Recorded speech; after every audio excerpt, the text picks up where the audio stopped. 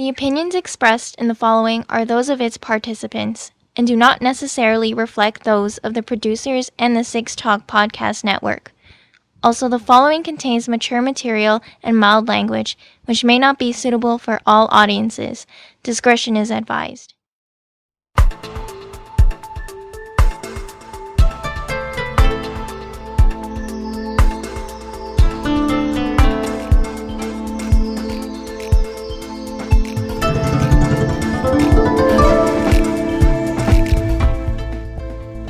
This is the Anime Roundtable Canada, presented by Anime North on this Sunday evening, September 25th, 2022.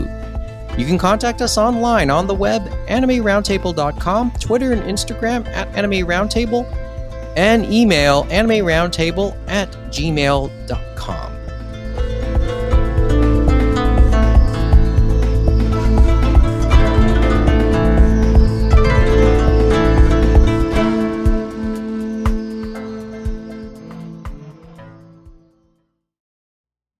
Well, we're all apart again. At least those of us that decide to show up this evening, or could show up, more like it. That's being unfair to Amy.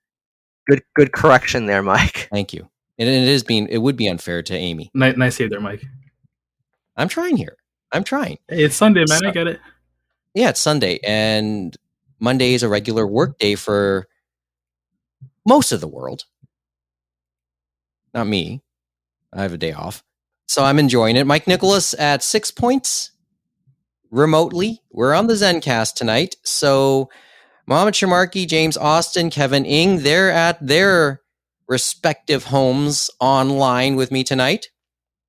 Well, you don't know, Mike. I could be like streaming from a McDonald's on the Mickey D's Wi-Fi. Yeah, man. I could be in the Bahamas right now. You never know. And that too. Well, I you know what? I would think the microphones would pick up the ambience, though. That's true. He's probably in Ian Fleming's old home at the Golden Eye Estate there, probably. Just enjoying life. Let's go British in a couple seconds here.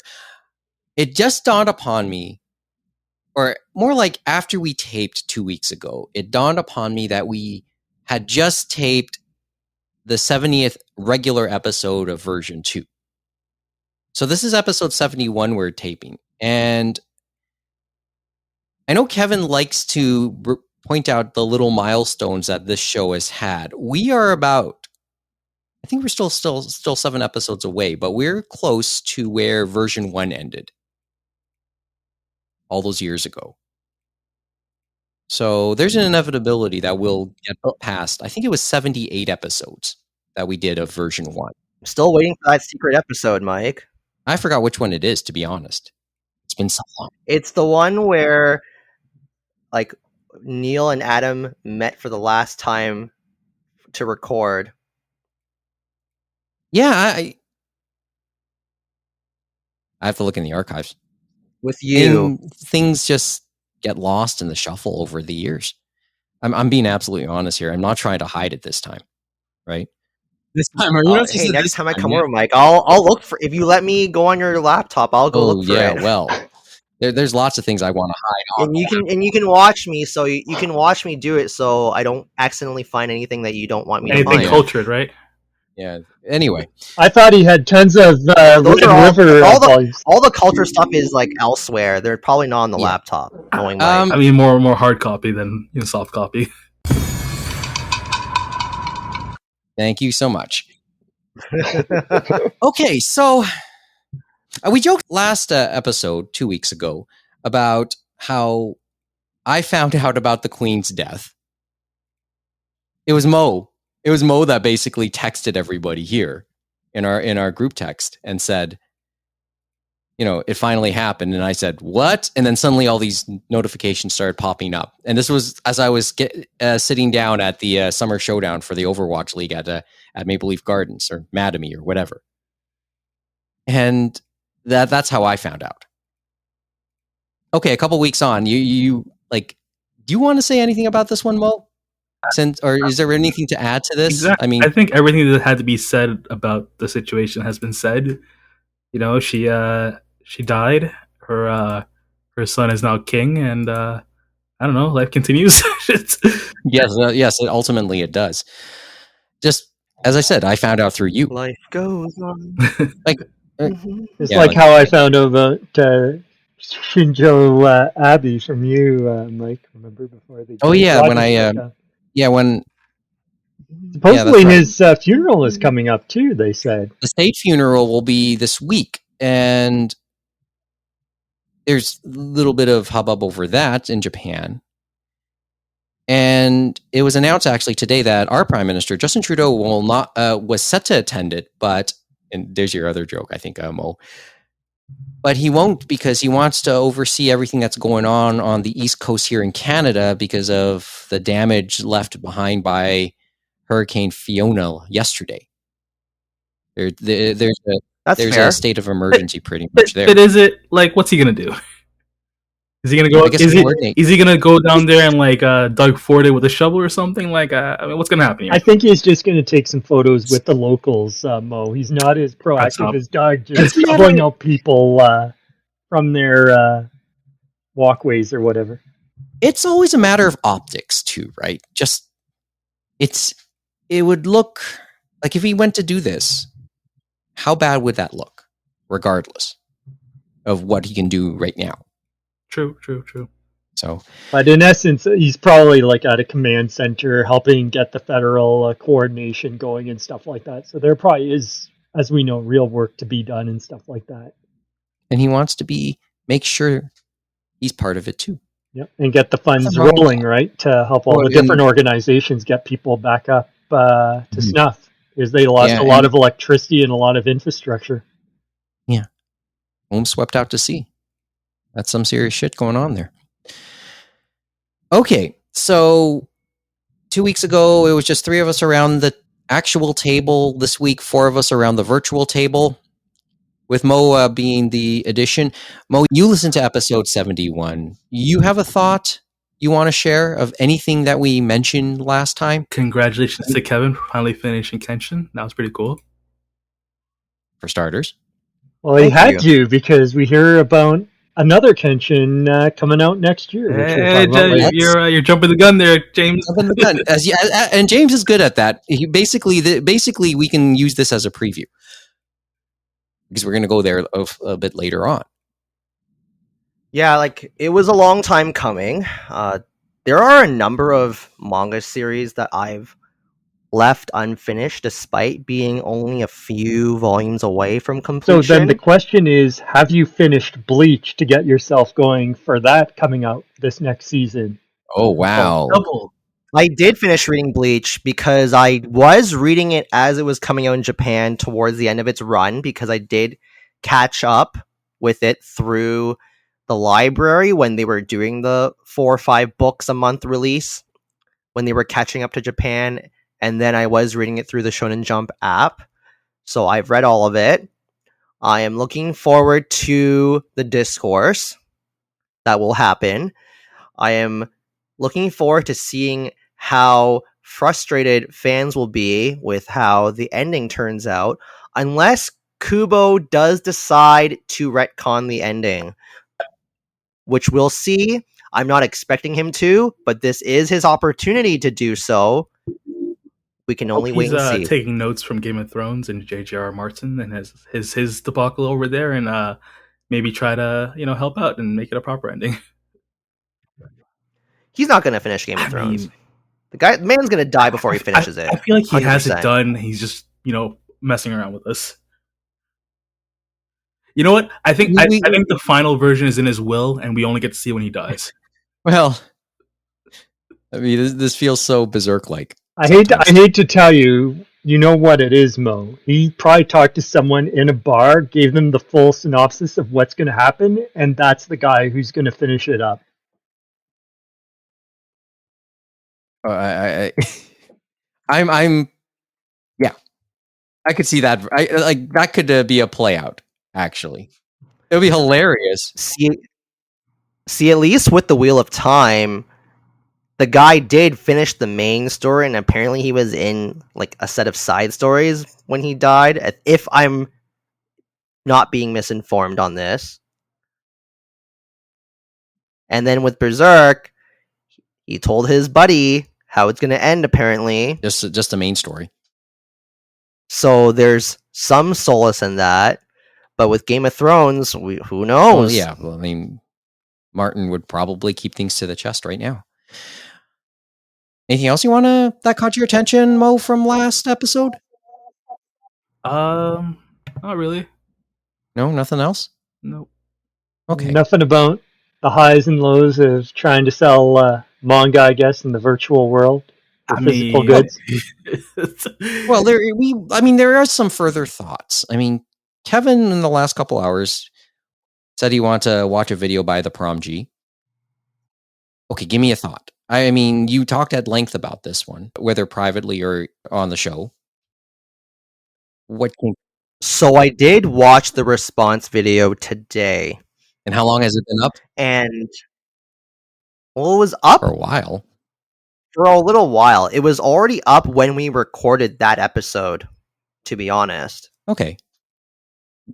So my thoughts are that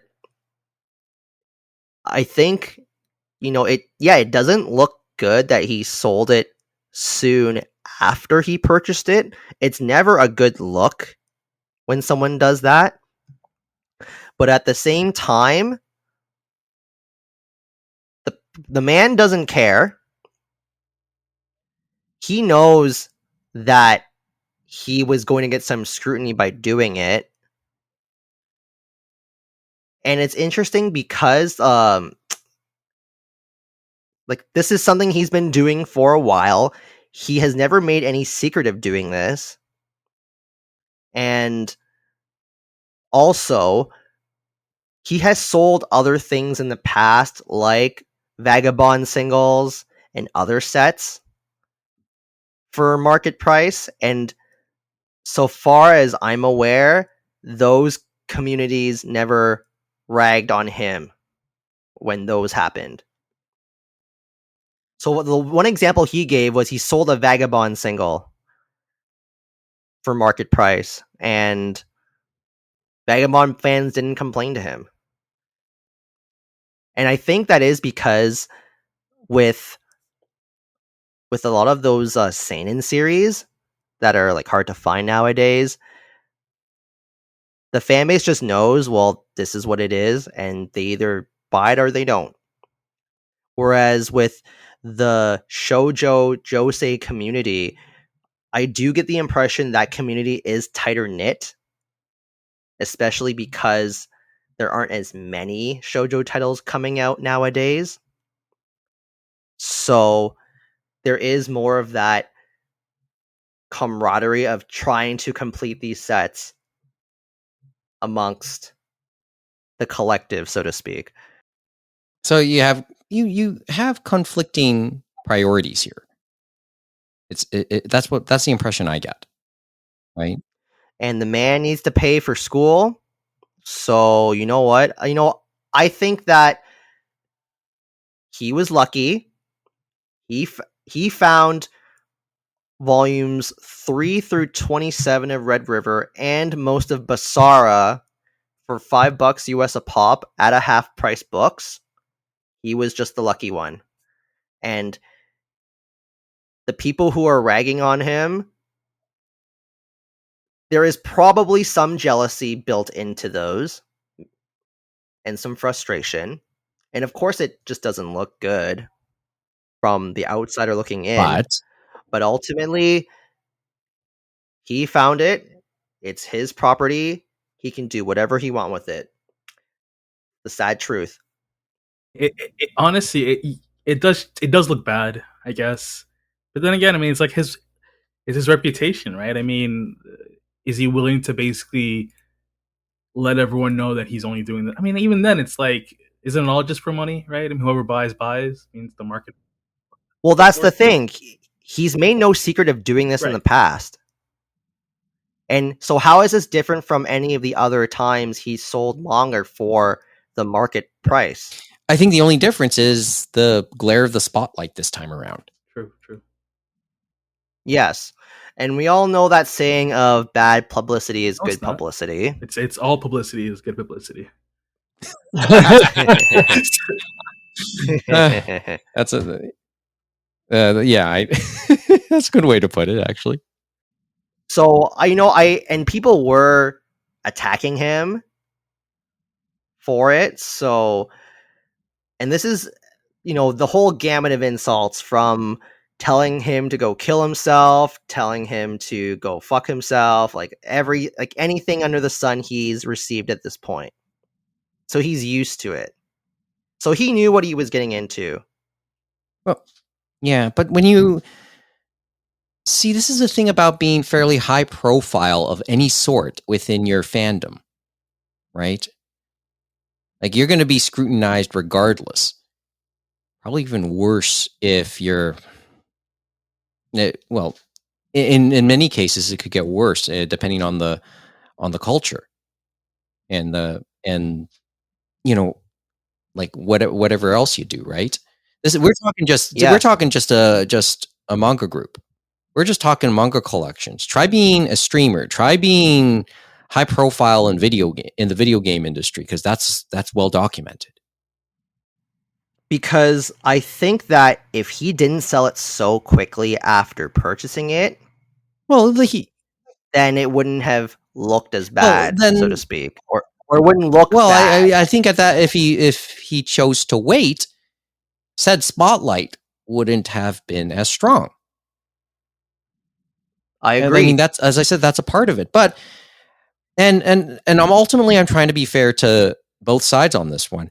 What's your priority in this, right? His priority was to profit, just to make a couple extra dollars. Yes, because he has bills to pay. He has courses he has to pay because he's in college, if I'm not mistaken. Understandable. I would say he has a thicker skin. Oh no, and all the more power to him. Like, truly, because if that was me, I would not tell people. No, that goes for something. Like, I would not tell people that I am going to sell this thing right after I bought it. Like, I'm not the type who would post my hauls on Reddit and then sell them immediately after, because it just doesn't look good. So what you're saying is you're better than him. No, I'm not sure if it's a change in culture, because I'm not sure. I'm not saying that. See, whenever I do the occasional haul post on Reddit, I only post the stuff that I've genuinely purchased for my own collection. I never post my purchase that I meant to keep resell. Business and pleasure separate. I get it. James? I was just thinking that it's different now, right? Especially with social media and all that now, because people are quote unquote posting their hauls or what they got or all this other nonsense. And I'm thinking back to you and me, Mike, and we just got the manga, we got the anime and stuff like that from Comic Den and other things in the aughts, and we just wanted to enjoy it, you know what I mean? And sometimes we enjoyed it with friends and all this other things. We never said, hey, we got this because we loved it, wanted to get some money to official releases, and wanted to enjoy it ourselves, and maybe even enjoy it with friends, because sometimes we'd be in the living room, the basement, wherever, and we'd sit around and we'd watch these things on DVD, or maybe trade them, you know what I mean, for the manga to read and stuff like that, because we can't afford it all, right? And so we never broadcast, hey, this is our haul or whatever. We just talked with people and enjoyed our fandom, right? It's kind of weird to me doing this. Like, we were of a different breed, though, I think, James. And we were buying at a point when, when the collecting had yet to reach a point of increased appreciation. Yeah, you guys are from a better time. Because there just wasn't as much product back then. The internet was in its infancy. In comparison, yes. Social media didn't exist. Yeah, pretty much. I guess you could say for myself, I guess I would be considered a fool and an idiot, because I still enjoy the stuff I have in the vault, and I'm still going to leave it there. And yeah, I probably could have sold stuff at a higher price at certain points and stuff like that, but still I have a love for it and still want to keep it and stuff like that. You know what I mean? Maybe I'll sell it one day, but the likelihood is not 100% for me. That's not a wrong answer either. And Kevin and James and Mo, I sit somewhere in between those mentalities, right? I mean, I've very much leaned on what James just said, but there's a certain pragmatism that leads me to do the odd time at the Nomanoichi also. And then I have to air out my therapy here right after doing it, right? So You did pretty okay, Mike. and yeah, there's a certain there's a certain bittersweet feeling after doing it each time, like the 2 times I've done it. That was me earlier on when I've done Nomanoichi. It did hurt to let go of some things. I remember selling my monster singles for basically full retail because that was when the omnibus had been announced. Kind of sort of regret it. If only because I actually have never repurchased monster Oh, I was going to say, singles. you at least got the omnibus, right? Well, I mean, I just never got around to it. And now, like, they're always kind of like in stock, out of stock. Like, it's not out of print, but they just do go out of stock periodically. Comes in and out for that one, I know. And for me, it's just a case of not giving myself time to think about it. So Monster was an interesting one, though, too, because like, I think the only thing that, and I've told you this numerous times, Kevin, the only moment I've had where I've come even close to having that feeling is Chobits, when I sold it, probably undercutting it all those years ago, right? The manga or the anime? The DVD anime. I sold that for really cheap. Oh, but you can still that came out on Blu-ray. You can still rebuy it from Funny and stuff like that, I believe. And in Blu-ray. And the manga is back in print from Kodansha. Oh, long back in print. I never sold the manga. I still have the Tokyo Pop versions. Okay. It was actually I was going to say about Monster. I kept the original 18-volume run, still have it to read at my perusal, but never got the omnibus. I just decided, I'm fine with what I had. And it's funny because you could sell that Monster single set and you can buy 2 sets of the omnibus release at this point. That's how much the singles have appreciated. How is that more than the other? It's just, it feels, I know the one had a few color pages, but overall it's basically the same content in my mind, just different formats. Because you have people that do have the preference for the singles just because it is a smaller book that you can hold in your hands a little easier. Interesting. This is the same case with Battle Angel Alita as well. This is also the same case with some of the Tokyo Pop single versions that have since been re-released by Kodansha, like Love Hina, like Chobits, like Tokyo Babylon, even though both releases of that are out of print right now. Yeah, I don't know. In my mind, I thought the value depreciated with that, and that it was just a fun thing for me to have to go back to and read because I do enjoy that story. It used to be. So Love Hina singles were like a dime a dozen. Could have had those cheap for easily like $2 to $5 a piece. Now you're basically having to pay full retail for the Tokyo Pop sets now in the secondhand market. Because the omnibus release is starting to go out of print as well. Like the volume 1 omnibus is out of print. So basically, full circle. And plus, those Love Hina omnibus volumes are kind of thick, and some people just like to have. So they are a little easy to crease if you're not careful. Because I have the omnibus release because I sold my singles a long time ago. Because I do think the translation is a little better in the omnibus, or at the very least, it looks like a cleaner release with the typesetting, I should say. Because I don't truly know how good the translation is. Let's be honest. I would say that the translation and the fact that they probably actually have the sound effects translated probably gives it a plus over the Tokyo Pop release. Because remember, their 100% authentic manga sometimes didn't have those stuff translated. You know what I mean? The sound effects in that, which is now a standard. Okay.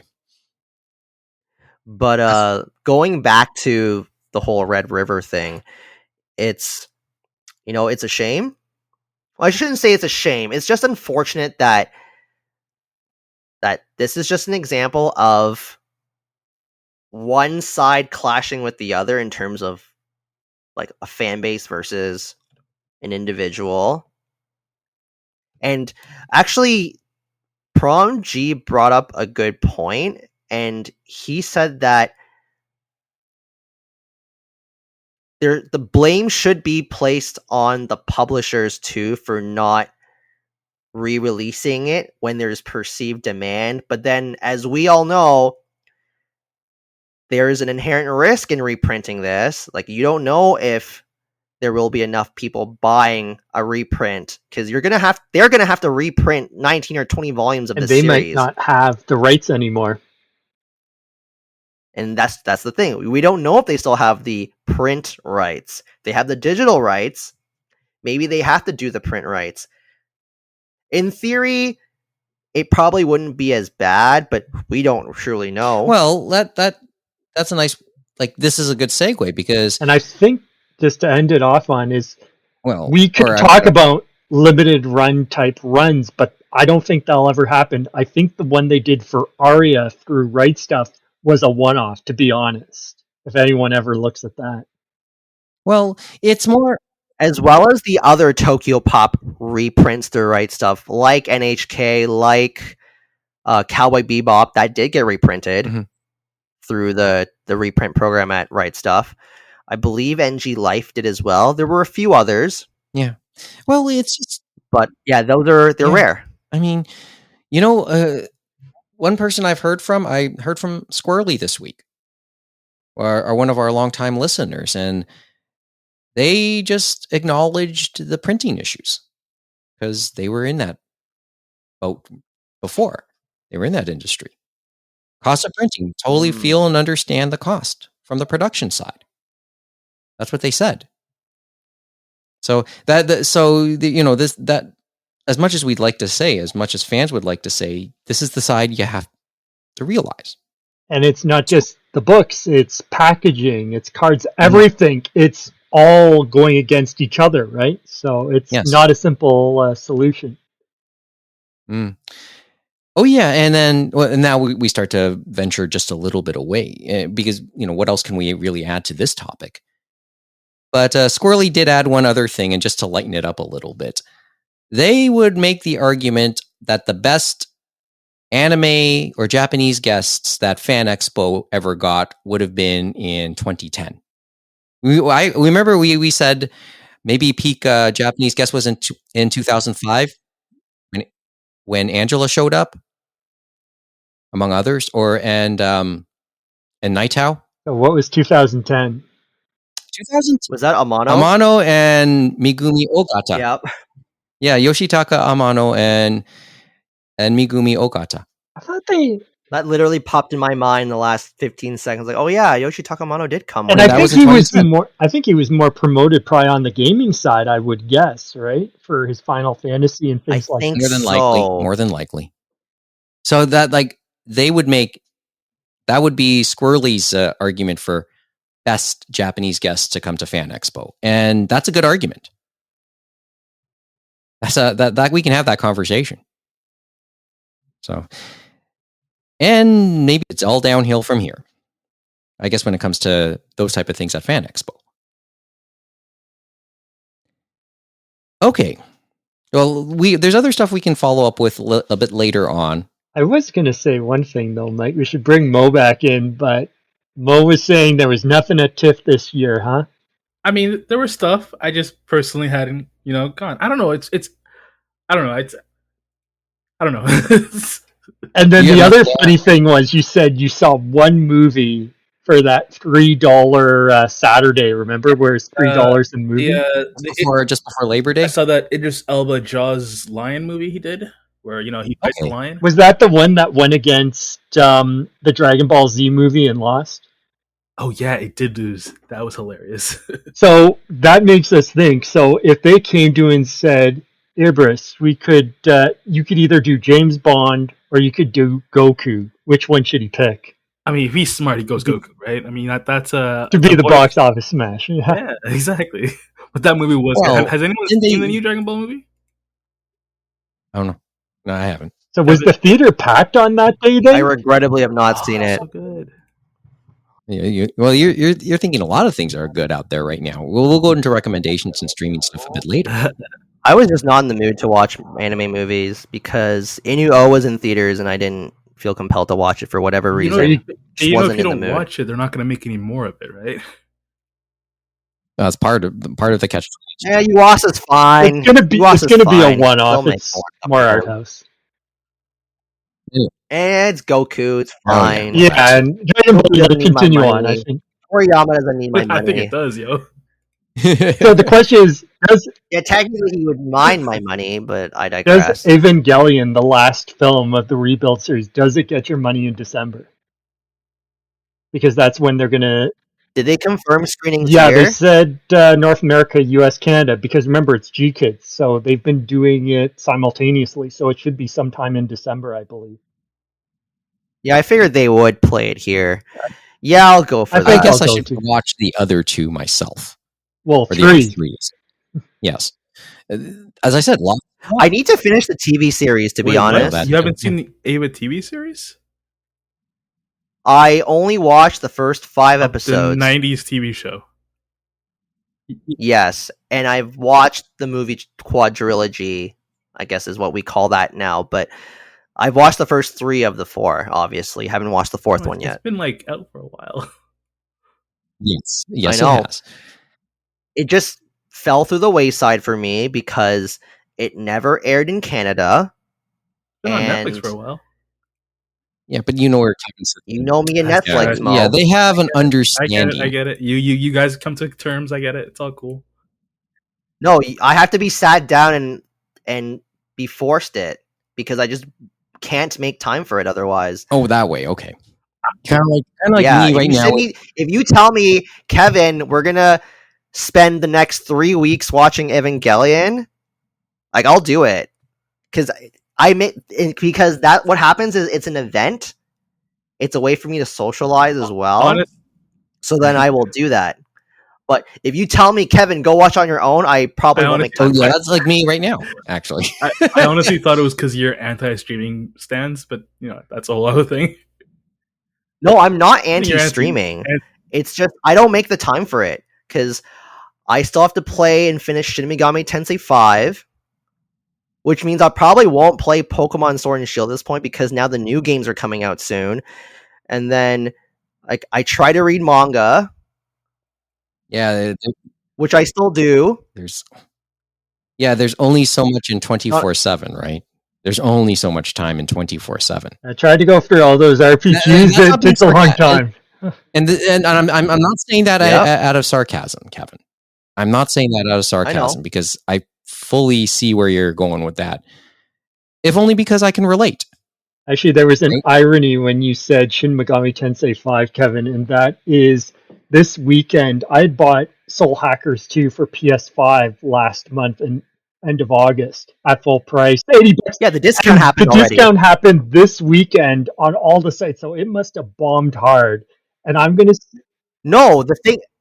Oh, sorry, you finish. no, I was gonna say it must have bombed hard to go down to $54.99 on most sites, $44.99 on PMP, and PMP was later because they have a 30-day guarantee for buyers before that. You know what I mean? But PMP is also the international version, isn't it? What? Which I know it works on any console. No. But PMP is the I digress. game site in Winnipeg that sells games in that. Oh, okay. I'm thinking of another site then. In that case, But that one, it's interesting. Like, and that's the launch edition with the cards and that. So I'm okay with what I got. I'm okay with what I've played and seen so far. It's very samey going through all the dungeons and stuff like that. But for some people, after Persona 5 and things like that, or even Shin Megami Tensei 5, right?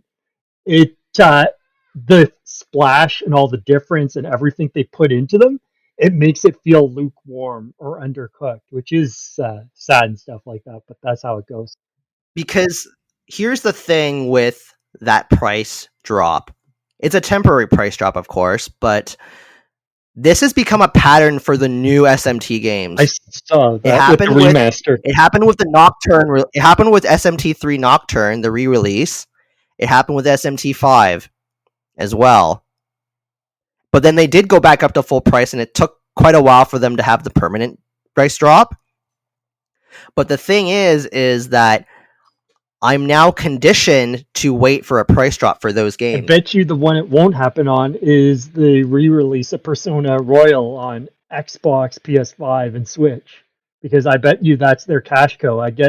As one friend joked to you, said, that's what's carrying Sega now, is Persona. which is hilarious to think. You mean it's not Sonic? Not Sonic. Oh man. Not Yakuza? Or No, you're not calling it Yakuza Yakuza anymore? that's life apparently? like a dragon. Yeah. Oh. Yeah. Well, I mean, I've yet to start Kiwami 2 myself. Still. After all. So, James, did you play the first SMT Soul Hackers? Yes, I did, and I played it on the 3DS. I got the physical edition. I played through it, and it was great going through that because remember that was Sega Saturn and PlayStation originally. Never came over to North America or translated into English, so it was great to actually get it on the 3DS. The great thing about that is, remember, we had the second screen, so we could go through the map. But remember, it's a very different game. They're two separate games in their own separate universes between Soul Hackers 1, Soul Hackers 2. Soul Hackers 1 is also more traditional and it's dungeon crawling where it's first person and stuff like that. The Soul Hackers 2 is more third person and more towards the persona. So you can meet up and get close with your allies like at this bar and stuff like that in town. Yeah, I was wondering what the difference was between the first one and 2 Soul Hackers, and interestingly enough, they don't put the SMT in the title. It's just Soul Hackers 2, which I thought was intriguing. Yeah, like it. SMT was in the original. SMT, yes, is not in the Soul Hackers 2 one, and I'm not sure if there is a tie to the digital Devil Saga, that part of SMT, I believe, like because I was mulling over if I should buy it or not. All of them are on sale for ridiculous prices, but you probably missed the boat on that one because what they're doing now is they've started to reprint for certain websites, like Video Games Plus has done some reprints, and supposedly it's like you said with the manga site, they're gone in a minute. And I'm like, where the heck were these guys like 10 years ago?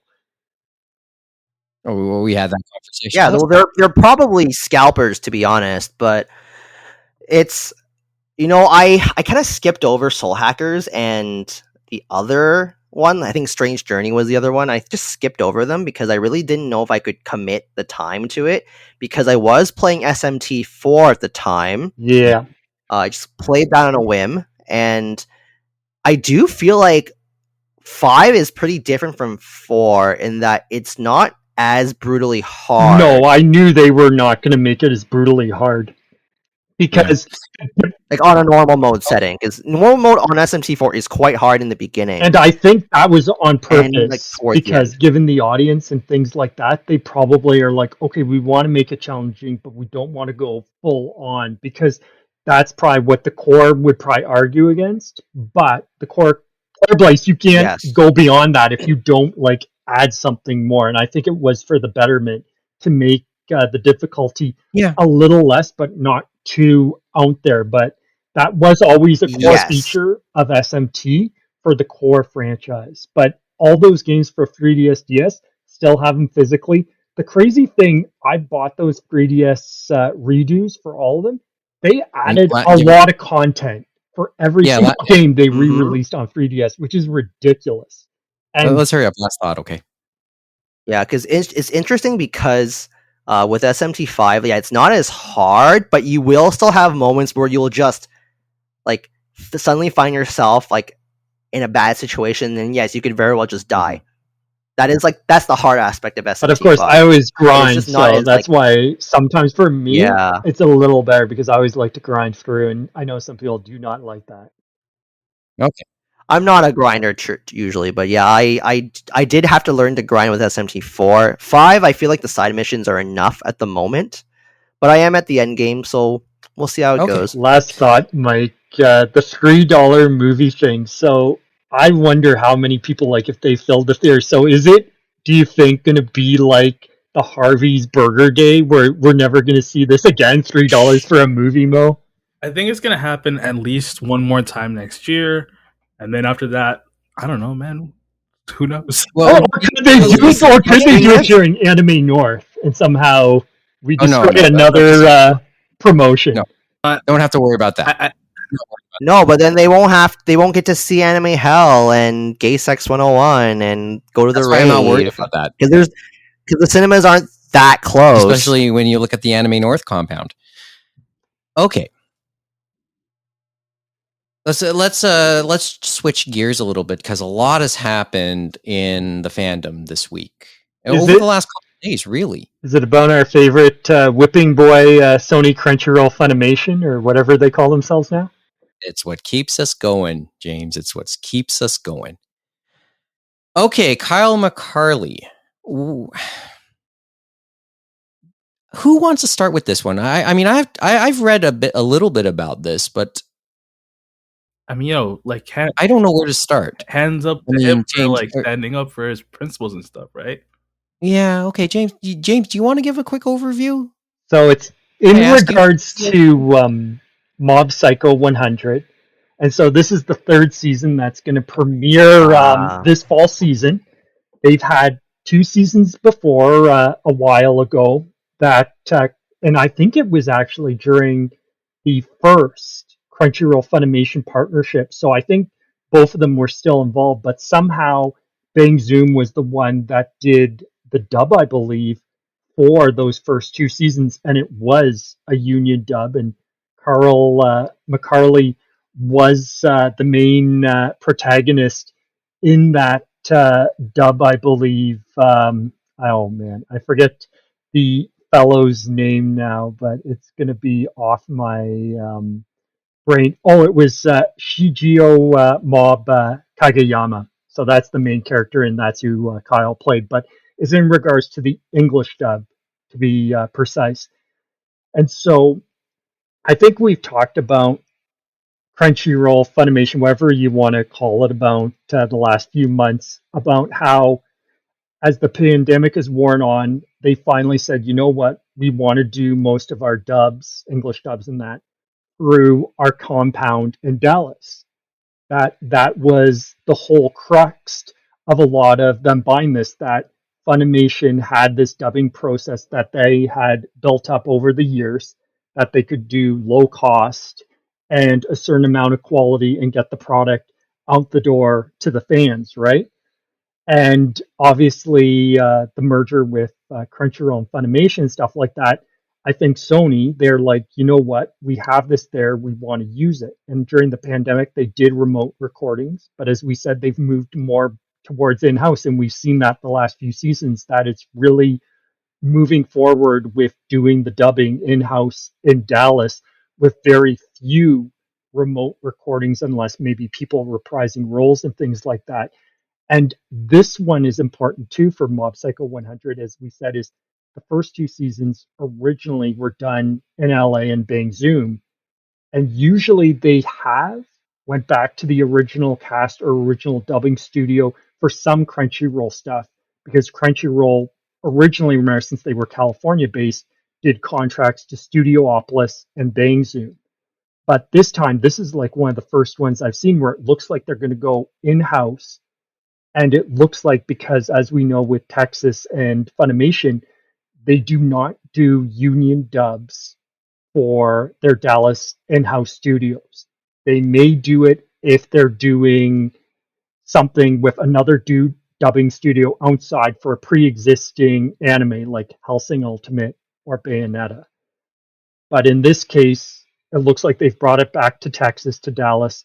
And as Kyle McCarley said, going back to him, he had been reached out to by Crunchyroll, Funimation, whatever you want to call them, at around, I guess, September 8th or so early September, to try and see if he wanted to come back as the main character and stuff like that. And he is a part of SAG-AFTRA, the acting union, and he said, okay, but I want to come back on these terms. Like, he wanted to say, not just me at a certain rate, that, but he wanted all the other actors, you know what I mean, to maybe be covered by the union and all this other stuff. And obviously, they didn't want to play ball with that. And Kyle, through his YouTube video and through his tweets, basically had a lot to say on that they had a back and forth. He emailed actually their CEO, their production guy, like everyone. And then they got back to him and said, you know what? We don't want to move forward with you. And as he said before, maybe not the first time they've done this to them, because before the Crunchyroll Funimation merger, when it was just Funimation, he had been in a bit of an anime called Scarlet Nexus. And I'm not sure if he was in the game for Bandai Namco for that one too, but at some point he got let go and replaced on that one too because he refused to work non-union on that. And some of that I know is that he's on a steering committee for dubbing at SAG-AFTRA, and I can understand his principles and stuff like that. That he's like, hey, I'm on the steering committee, I'm promoting these things. It's like I at least like everyone to get a fair shake and stuff like that. And some of it, as he said, is the coverage for health, the retirement savings and stuff like that, and then working conditions where he talks about, especially in these type of shonen anime for Mob Psycho and other ones, there's a lot of vocal tension because you're doing a lot of screaming. And when we hear that in the anime, that's, we don't know how many takes they had to do to get that scream or to get that vocal high note done. And so obviously if they're trying to run through it non-union, they might go it more extreme than say in a unionized environment. So that's interesting to say the least. The last part, I guess we can say, is Crunchyroll did give a statement actually to Kotaku, which other outlets reported, including Anime News Network, about their side of it, right? For letting Kyle not be coming back for Mob Psycho 100. And this is what they said. Basically, Crunchyroll said Crunchyroll is excited to bring fans worldwide the dub for the third season of Mob Psycho 103 as a simul dub the same day and date as the Japanese broadcast. Will be producing the English dub at our Dallas production studios, and to accomplish this seamless per our production and casting guidelines, we will need to recast some roles. We're excited for fans to enjoy the new voice talent and greatly thank the departing cast for their contribution to previous seasons. In other So words, some other guys may not come back. But the key thing that I wonder too is, remember I said early September is when they made him an offer. That seems too late to me, because if they're going to do day and date for dub and sub, like, you have to get that going early, don't you? I mean, I'm assuming, but I mean, it kind of seems like they had a decision in mind ahead of time. I mean, they might have this might be a railroading type situation. I mean, a preemptive strike to nuke a union of some kind. I mean, It does feel like they had their mind made up, and they talk about their own guidelines and stuff like that. So it's kind of, you're going up against a brick wall, right? do you think there'll be any? You would imagine that the first few episodes would have been done by that point. Yeah. Because usually they'll have like some of the episodes done, but then they start falling behind, and then you get the stereotypical crunch of, oh crap, we got to submit this to the studio now, or else we won't even air, which happens towards the latter half of an anime's run. Yeah, because they still got to get approvals and stuff like that for the dubs and all those things from the Japanese. So I don't really like. This is a lot to digest. Do you think there'll be any repercussions whatsoever? Any blowback at all for this? For who? For Crunchyroll? Well, we hear some people talk about canceling their subs or still not supporting, but I still think it's a drop in the bucket. They know they still have, obviously, the stranglehold, and they still got those streaming like eyeballs and those subscribers, right? Because those are still big numbers. I don't think it'll affect them. We that sort of comes back to our discussion a couple minutes ago about the Param G. Do they care? That's true. I mean, look, all right, I'm going to cite two tweets that just got my attention as we were doing this, and the first one was from Justin Cervekis himself. So let me get this straight.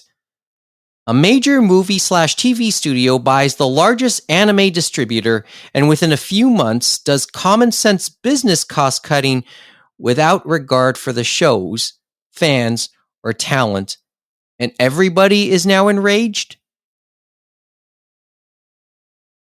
Okay.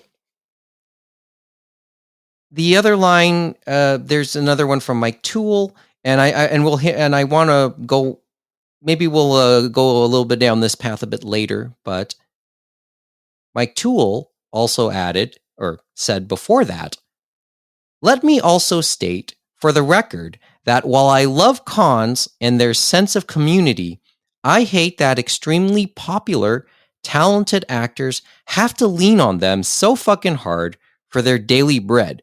It shouldn't be that hard, plain and simple. And that's a reference to probably just pay, obviously. And we've seen that too, right? The con culture and the circuit, and we've seen it in other parts of the entertainment industry too, right? It's like they're not charging for photos and all these other things because they're greedy. They need it as a part of their income.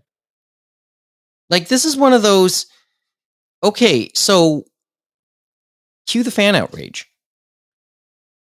And you know how I Dare hate you? the concept of, I cancel my subscription right now. you And know some how did. I hate, yeah, well, some did, and that's fine. But didn't But we? you know how we've had these conversations. And we also talked about it months ago, as I said before, Jujutsu Kaisen Zero, the movie. People talked about it then and stuff like that, with what they got at box office versus what the actors actually got paid on a flat rate, which was next to nothing. It's one of those, okay, this is I hate when people try and have their cake and eat it too. You want to cue your outrage, that's fine and all, but no, I don't want to have to pay for it. Or pay a little bit. Yeah, it's a lose-lose situation there, guys. But watch it somewhere else. That's another. Well, yeah, okay, yeah. Well, you know where we're going there. Wow. It's a pirate's life for me sometimes, right? And then maybe those other actors that are working just as hard, it's like, are we going to have enough money for them for the next show? Yeah. Like, it's a vicious cycle, isn't it? No, it is, and it'll this is never ending. And as we talked about, multi-billion-dollar corporation with Sony, but obviously they have many divisions, and they expect them to operate independently and hit certain guidelines. So it's not like they can take money from the video game side and say, "Oh, we'll just give some money over here to the Crunchyroll side." You know what I mean? It doesn't always work that way. I'm glad you said all this, because now I'm about to draw some sports parallels, right? When you say Kyle McCarley, to some degree, I think Marcus Semien, the former infielder for the Toronto Blue Jays, who signed a better deal with the Texas Rangers over the offseason, no matter how much he said he liked being in Toronto. But he's a union rep as well. So he has to, maybe by principle, go for the best offer he can possibly get. But they started that when he signed, remember, for the Blue Jays, because it was like, okay, I'm going to sign this one-year deal, and I'm going to work my tail off to get the best deal next year. You know what I mean? And it worked out for him. It doesn't always. And it worked out. It doesn't always, but I mean, that's the parallel. And the other parallel thing you had me thinking, since you just brought it up with Sony, Rogers is sort of the same thing when we say the Toronto Blue Jays. Taking from Peter to give to Paul. It usually doesn't work that way. It's because I'm sure there's. Well, sorry, no, I was just saying it's robbing Peter to pay Paul. Yes. Okay, that's the phrase. Thank you. I know. I was thinking, it's like, as we were thinking, right? Like, I'm on Rogers and that, and I'm sure there's some consumers. They're like, what am I paying for to get this bleeping service when you're sending all this money to the Blue Jays and stuff like that, or to the Maple Leafs or the Raptors or whatever, right? But it's not always the case and stuff like that, because they're all their separate entities, right? To a degree. But let's save a word for the actors too. Yeah. They could use a little more. They haven't they deserve a little bit of income. And I think we have to look at it too, Mike, on another angle too. We're talking, of course, about the English dub actors. I'm sure even in Japan, they have some moments where they have to do other jobs or other parts of the industry just to make a living and stuff like that. It isn't just voice acting that carries them. Maybe they're doing singing, maybe they're doing handshake events, whatever. But That's a big thing. But even the other languages, because remember, Crunchyroll has gone into other languages, whether it's French, German, Spanish, you name it, right? It's like my gut's telling me they're getting a lower pay than the English ones too. So hopefully rising tides raises all boats, right? But I'm not sure that would happen either. Well, yeah. I mean, cue the outrage again. It's look. I think I'm one of the when we talked about the purchase last year. It's been that long, year and a half ago. When was the purchase announced? I'm trying to remember. I think now. it was 86 years ago. Thank you. Something like that, yeah. It does feel that way at times, right? Like, yeah, I want to be optimistic about it. I still stand by it. I mean, I still stand by my subscription too. I'm not going to be one of those that will. Don't at me. And but it has more to do, and any form of cancellation has more to do with just, okay, do I have time to make it worth my while? Right? So how do you fight? I guess consumers can fight with this, with their dollars. But it's just not like how this just doesn't sound like it's a vacuum either. And this happens all the time. Sorry, James. I was thinking it's been going on forever, even since the start of dubbing to a degree. Because remember, Mike, when we were in the early aughts and the late '90s, a lot of the stuff from Viz and even Funimation when they started Dragon Ball itself, Dragon Ball Z, and that, a lot of them came to Canada, came to Ocean Studios and stuff like that, and they did stuff in Vancouver, they did stuff in Calgary.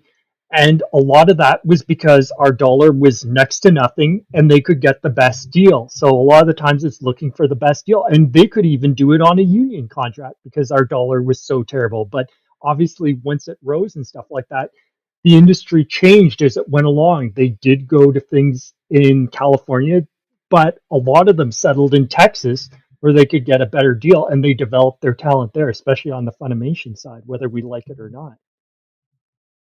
Yeah. I mean, Canada used to be a thing in this industry. And we know New York State, remember, they used to do dubbing in New York and stuff like that. Not as much anymore. No. But is it so much a union thing or just, I guess, maybe to some degree?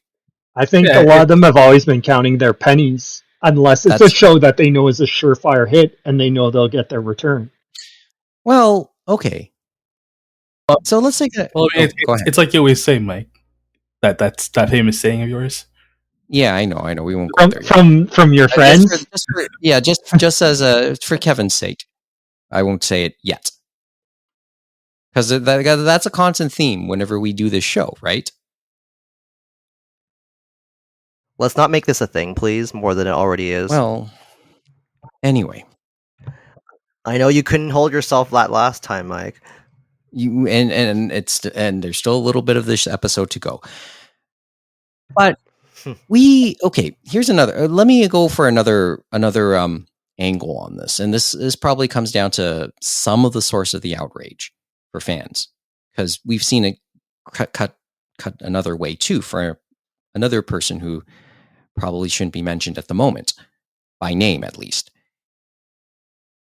The tying of certain actors to the characters they play. I was exposed to this Facebook thread a couple days ago, and yes, I'm old enough, so I say Facebook instead of Twitter or Instagram or TikTok. Someone just said, identify an actor with their role they played and you can't think of anybody else who should play them. I.e., Mark Hamill will always be Luke Skywalker. Tom Selleck will always be Magnum P.I. Keanu Reeves will always be Neo. Or Keanu Reeves will always be John Wick. Exactly. Right? Or, give me another one. Give me a bunch, right? Carrie Fisher will always be Princess Leia.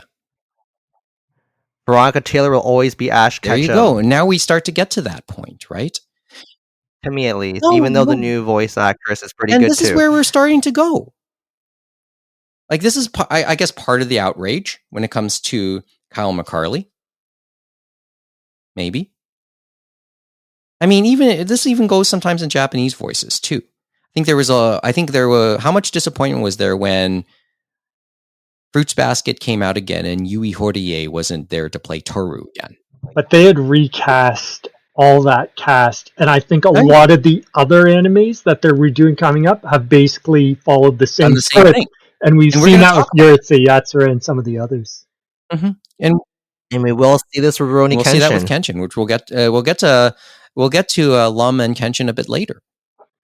Yeah, it's interesting that this is happening now because usually that would only happen when the preceding Seiyu was either dead or much too old. Well, the thing is, maybe that's the case. Seemingly, that could be the case in some with some of these roles. It's been 20 years, been 30 years, been 40 years. So I think they said Bleach is one of those ones where they're bringing back, it sounds like, everyone, and they said it's putting pressure on other productions because they're having to get them to go to different recordings. So that'll be interesting to see how that all plays out. Yeah, but this speaks to the idea of emotionally attaching yourself, a character, to the actor that plays them, for better or worse. Right? I mean, how much was Kyle McCarley liked in Mob Psycho as Mob? I mean, I don't know. Maybe I'll give it a watch sometime. It sounds like it was popular enough on the thing. Like it's a one of the ones this season that everyone's looking forward to. So I'm guessing that some people of this generation probably attached to some of the English voice actors in that, and it's a lot different than it was obviously in our day, Mike, because I think we are having less of those sub and dub debates, and people can appreciate the different language versions we have. And so it's hopefully it does get better. And we've seen it on some ends. We can talk about Netflix. Netflix, how many years ago, made the deal with SAG-AFTRA to basically unionize all their dubs for anime and stuff like that. And obviously they could do that because it was just one company. It wasn't a division of a company, I think. And I think that's how some of that happened on that end. And at least that was put on that end for those actors in California to get those things going. Yeah, see, well, there you go with Netflix then. For all of its issues. So what's your priority, consumers? Right? If you believe in this, then why'd you renew your subscription? Steve Blum will always be Spike Spiegel. How am I doing? How am I doing here? Who will always will always be Eric Elric from Alchemist? Yes, I know. But yeah, Vic Mangina. Thank you very much. So there you go. There's part of this, and it's always like, how much did we talk about the whole union thing back when it broke a few months ago? I don't know. I don't think we devoted that much time. Did we? Like, I think we've devoted more on this specific story than we did any time we talked about it. Because I think we talked about pay scales and things like that, and how it's like the industry has grown, but some people, obviously, as we know, are kind of left behind to a degree, right? And how do you make that equation equal again? Is unionization for some people a part of the equation? And for a lot of people, that's a part of the equation, which do we hold? Yeah, do we hold some patience for it? Because in many respects, this part of the industry, this anime dubbing industry, like, and voiceovers, this section of the industry is relatively young. Can we say it's young for starters? I would say it is young because remember, it was an afterthought for this union, for SAG-AFTRA and stuff like that. When they were doing contract negotiations, all the other ones were more important than the dubbing part and stuff like that. And dubbing happens not just in anime and animation, but also in normal shows and regular movies, commercials, and all that stuff. And they always got the raw deal, so to speak. But now, obviously, they've taken another look at it and they're making a bigger push, I think, in a lot of these union parts. And I think they've put some more steering committees and had people that are actually in the dubbing industry in there so that they can have a better grasp of what's going on, stuff like that. Like Kyle, who is on one of those steering committees. Looks like spam. How much money did they want from you, Mike? No, Well, you could have. I'm sure I'll see. I'm sure I'll get the voice. I'll check the voicemail a bit later. You could have won a cruise, man. Come on. Anyway, like this is like is this the fault of the union for supposedly letting the genie out of the lamp, or is this just the way time has gone? I mean, I think because the way you put it, James, it's more the latter. Mm-hmm. And unfortunately, they're going to have to play catch up. And the other problem is that, remember, Funimation and now obviously ADV is in Houston, or as we know them now, Sentai. A lot of stuff is being done through Texas, and they didn't just set themselves up in Texas for no reason, so to speak, as we know. They probably did it for certain tax breaks and maybe other certain breaks as well. Many people talk about it being a right to work state and stuff like that, and some of that's in there too. But some of us only understand that so much, right? Especially us up here in Canada, because I don't think we really have that in any province or any territory, to be honest. No, and this is like, so this is part of the things that have to be figured out. So we're like my take as we finish talking about this is, well, we're simplifying it. It's not that simple. And I feel like it's almost, remember we were talking years ago, Mike, I think, all those different actors and actresses, like from all those early television shows, like we think about Adam West and all those other ones, because remember, some of them got to come back and earn their money and stuff like that, but a lot of them didn't. They went to the con circuit, had to basically take pictures and things like that. It almost feels like this for a lot of the English and maybe other language voice actors and stuff like that. We're at this early stage, and we got to have a way forward so that we figure out how are they going to get their residuals or things like that, because that didn't happen until for television for a long time, remember? That's a fairly, and now that you bring it up, that's a fairly recent development in comparison. And if you're to believe, and if you're to subscribe to the thought that I just gave you, that this part of the industry is in its infancy, you can at least project where we're gonna go, where it should go, but you probably also could take a guess on the timeline to a degree. And it's going to be a lot of push and pull, right? So yeah, we'll see how it goes, right? And it'll involve everyone, I'm sure. And a yes or no, just to end off this thought. Can we apply a lot of what we just talked about to video game voiceovers?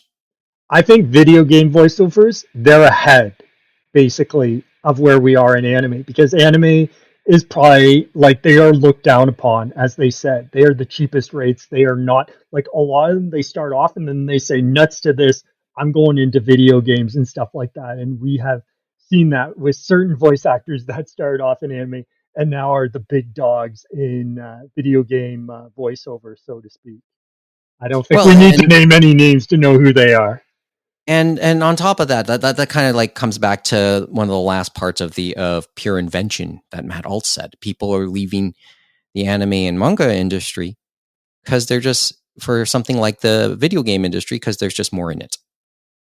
And it's not just money, it's work-life balance and so many other things, right? They're just not run into the ground. And we keep on hearing about how they're going more and more shows, as we've talked about, with these production committees and stuff like that. And that's where it seems like the money is going. And then not enough is going to those other lower end rungs, so to speak. And that's why the animation studios, they want to be on those production committees so they can get some of that money back. And we've heard it with Uncle from Another World. I believe it was a Netflix show anime that I know Amy was talking about, like looking forward to watching, and it's only gotten up to I think 7 or 8 episodes because maybe it was COVID, but there's the other thing that an animation director for I think the 10th episode said they just had no one available for that episode to make it.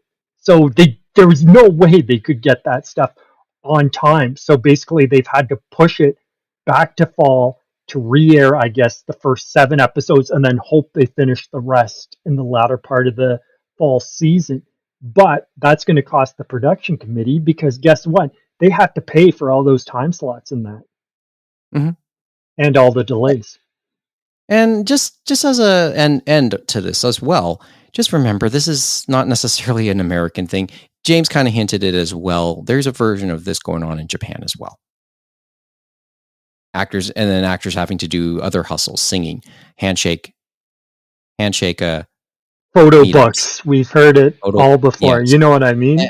Yeah, and then you have the actual creators give or take at the poverty line. So this isn't necessarily a uniquely American thing. It's just that, well, here's the specifics. And we always talked, remember before, Mike, the original Sin with Tezuka, right? And that Japanese mentality, if one of us can do it, then we should all be doing it. And that really shouldn't be the standard. You know what I mean? Someone has to but the Godfather or the father set the standard. And it's been more or less adhered to. And it's crazy in both anime and manga, probably, right? Mm-hmm. So there's this is just another tweak in that, and this will always be going. So we'll return to that at some point. Not to say we know anymore. But we'll probably hear more of that as we hear other returning shows and stuff like that. It'll be interesting to see. Do they get back the cast and record in California, or do they go back to Dallas? So this will be interesting to see as it goes along and along.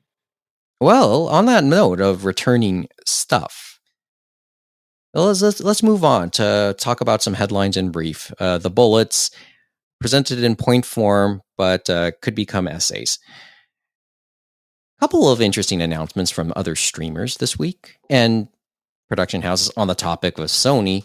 Aniplex Fest has happened in the last 48 hours, I guess. Yeah, it was Aniplex Fest, and they had an English and Japanese stream, and I think they did it last year too, but they did it again this year, and they had been promoting it, obviously, and obviously there was quite a few things that came out of it, but I think there was some more key things for us that came out.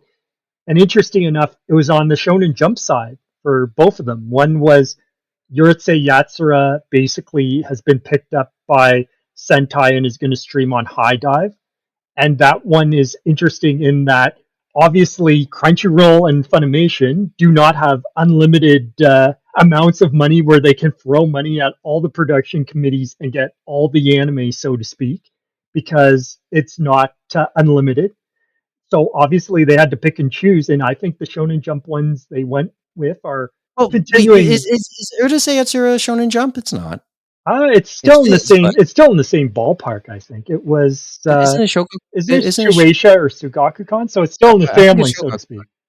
Well, yeah, it's another branch of the family, but it's not really. It's something else. That's not really Shonen Jump, as far as I remember. Yeah, you're right. It wasn't Shonen Jump, but you know what I mean. It's interesting. It's a classic series, and it's a high-profile series now.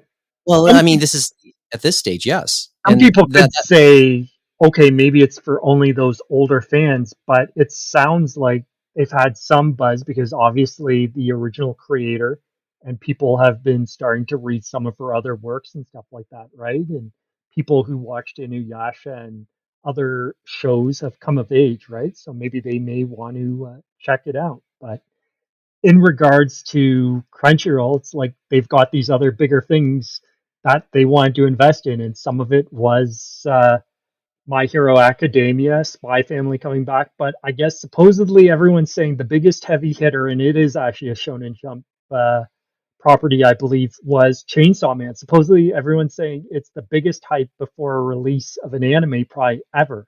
And they probably put all their money just into that because they think that's where they're going to get their return. Okay, so let's like they've let's just backtrack for a couple seconds, at least with who's with getting what. So HiDive is going to get Urusei Yatsura, which is a bit. I know that caught a lot of people off guard. And I figured. I guess And it's interesting because I know for that they got another one of Takahashi's shows. Remember, they got Rine many years ago, and they did it just sub-only release, releasing it physically and streaming on HiDive still. This one, I think they'll dub it because obviously, I guess the money from AMC helped them get this because I think for Shugakukan and Fuji TV, because it's a Noitamina show, they had the money to make it happen. And they got the previous Noitamina show in, I forget, a night, I'll have to look it up, but there was the previous Noitamina show they had gotten. give me a thought. And it was Shugakukan too. Okay, but give me a thought. I don't know where I got this suggestion from. How much of this call, as in to give it to HiDive, as opposed to Crunchyroll in North America, how much of that call belonged to Sony or Aniplex? Could that call have been to any of the other partners with that series? I feel more of it went to because Noitamina is a Fuji TV block and stuff like that, and we remember Noitamina, they had an agreement with Amazon, remember, for exclusive streaming for a period, stuff like that. So I feel like some of it still might rest with Fuji TV because of that, and a lot of them they've always come from the Fuji side, I believe. But the other one, I'm looking for it now if I can find it. You guys can talk while I find the. Well, what else do you want? What else do you guys have a thought? Mo, Kevin, any reaction to this? I mean, since we're talking about the streaming services again, do either of you have a thought to share, or do you want me to share my Tool's thought right now? I just found it though, Mike. It was Call of the Night is the last Noitamina show, and Sentai HiDive licensed it, and that was Shugakukan. So I guess there could have been an inside track there. Okay.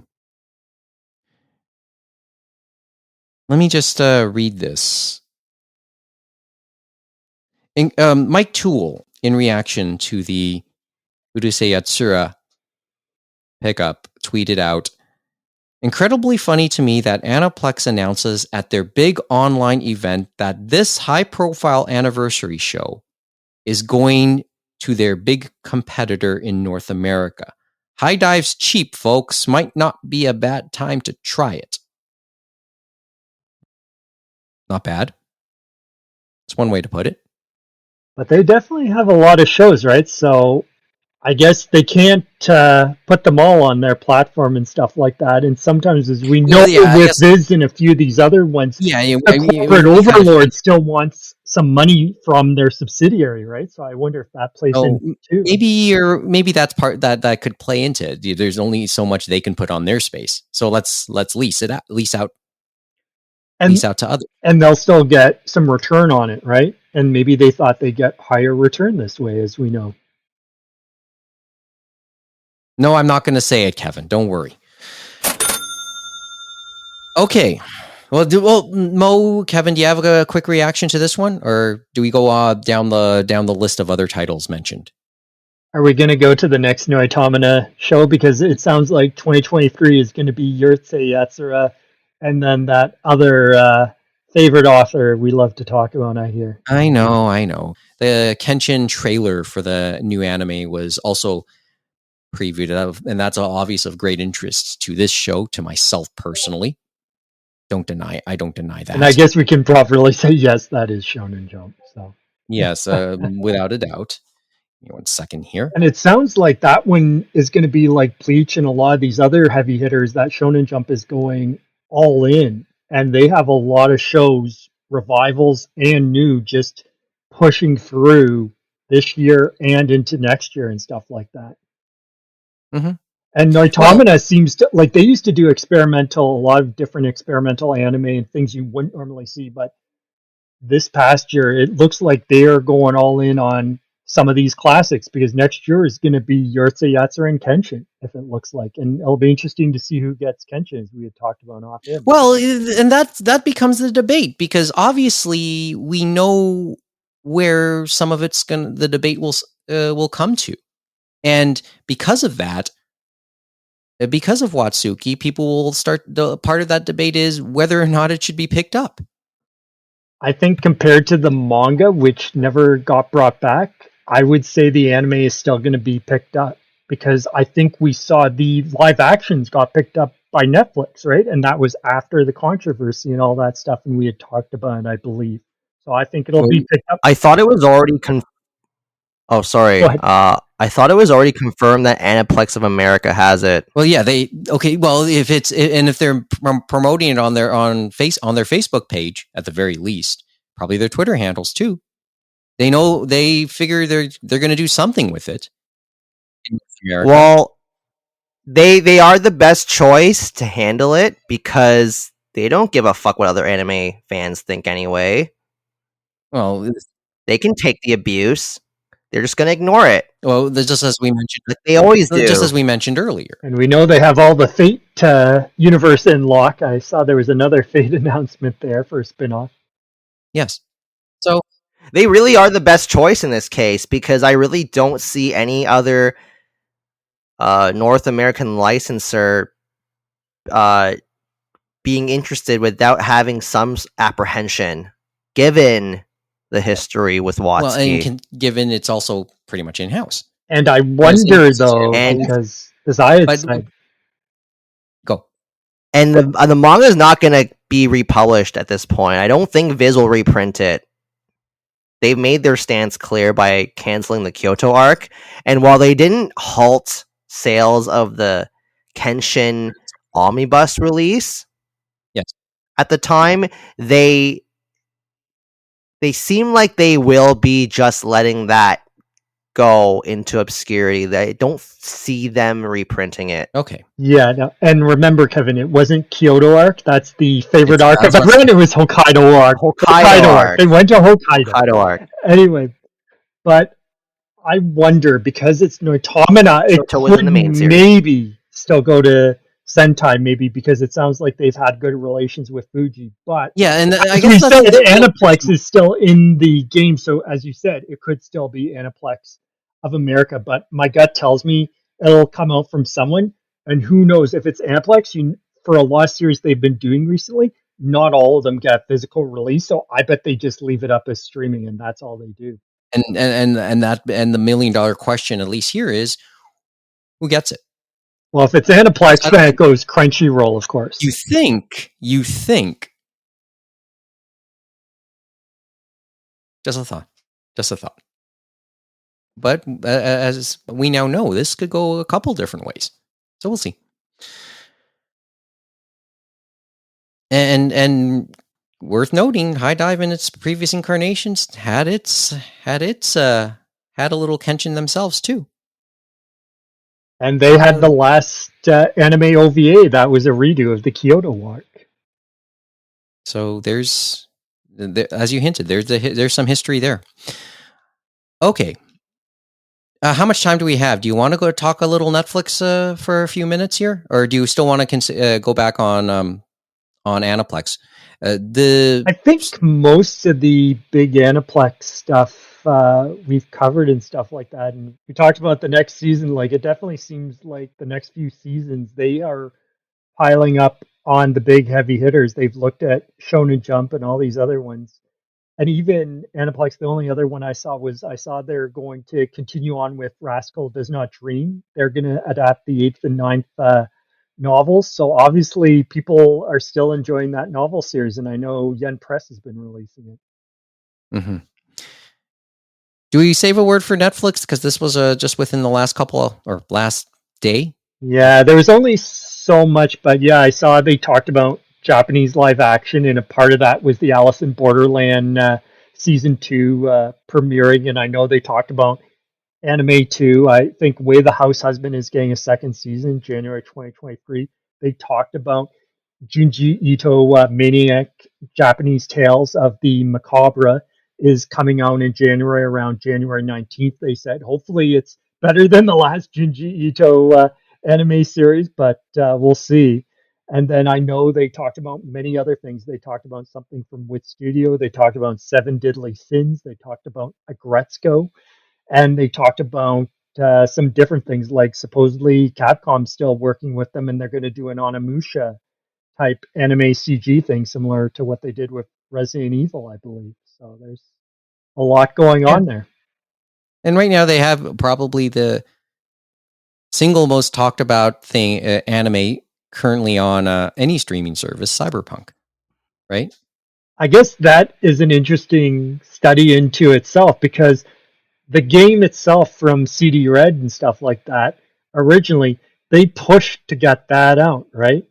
And it flopped so hard because it was beyond broken, and they've spent the last couple of years just building it and building it and updating it and updating it, and supposedly they have found a fan base and they have found sales, which is interesting considering how far they flopped on their face, and that it's come to where they were able to make this collaboration with Trigger, one of the premier anime studios that a lot of people are, I guess you could say, fan beloved, right? And obviously, some fans love CD Red and they probably love Trigger. So to bring those two together, they've brought something special, it sounds like, to the table from a lot of people. And our good friend Hideo Kojima has talked about it too, as well, about how he's loved he had it and good how stuff to say about Cyberpunk. it.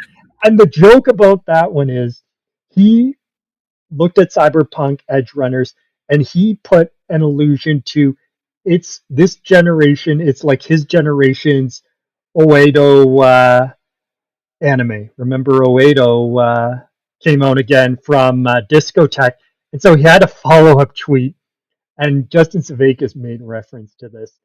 He got the regular Blu-ray edition. He didn't get the remastered steelbook, which everyone's like, "Oh no, oh no!" So everyone's like trying to say someone needs to hook him up, I think, is what Twitter was telling him. Well, I'm sure he'll get that. But it definitely had a 90s feel, it sounds like. Those 90s OVA feels, like the cyberpunk, the violence. I'm sure Mo could speak more to it because I think he's had a better look at it. You've watched it. You've watched it, right, Mo? And you're like, let's talk about a few things we're watching before we go tonight. Mo, you watched that, and I know you thought well of it. Yeah, it was pretty good, man. I've always been a sub person, I guess, but as time progresses, I'm dabbling more and more into the dub area, and I gotta say, man, the dub for this is pretty good. I mean, it brings a new level to the show, specifically to the main character and the class system and so forth. But yeah, it was really really cool, man. Really cool. Very violent, very like 90s cyberpunk esque. You know, just was really good, man. I guess that comes together, right? When you have that collaboration of Netflix, of Trigger, and of CD Red, that they were all working on this collaboratively together to bring that about. And I think we've seen that before with Western properties, right? When we talked about the Star Wars Visions. And then way before that, when we look at the Animatrix and that Batman Animatrix type anthology as well. Mm-hmm. So, I mean, obviously that's an easy recommendation. I'll give just to look ahead for any listeners, both of you out there. Studio Trigger is going to be profiled on NHK World in a couple weeks. So I'll put it, if I remember, I'll try and put up a trailer. I've yet to update the links for the past 2 episodes too, by the way, Kevin. So just worth noting in the very near future. Okay, I know you want to say something to rag on me for what I just said, Kev. Not really. Cool. It's just that I think in terms of the whole overall situation with everything, kind of sad in regards to Mob Psycho. Am I surprised? You're No, going back to that, yeah. As we because it's Crunchyroll. well, it's they're the big boss yeah, well, now, and why do they do it? Because they can. Is that the and yeah, Sony never did seem very union friendly to me anyway, so not surprised at all. well? No more than any other big corporation, I think. It's just like, come on, like, why let the trickle down economics happen, Sony? Like, why you gotta be so greedy? Because they can. Because they 'Cause can. Can consumers speak? Well, It's I'm not sad. speaking. It's really but maybe sad. others could. Like, when I hear about how some of those Jujutsu Kaisen Zero voice actors only got paid like $150 to $300 to do their lines for the whole movie with no residuals, what the fuck? Well, that's a fair statement. And we had talked that's about that What is before, this right? bullshit? And so No, That's why like Troy Baker basically only does video and that's games what I now. was referencing is like, you know, his name, Troy Baker. He started out at Funimation, stuff like that, and then moved over to California, just like a few others. And he found the right you would path, hope. and he's become like the Nolan North, basically, in Well, you video would hope- games, or the next Nolan North, right? Because You would hope there would be a brain drain of some sort within that industry, but there's always somebody else willing to, step in. Until there's not, and then there's a change. So, and you hope, but you don't.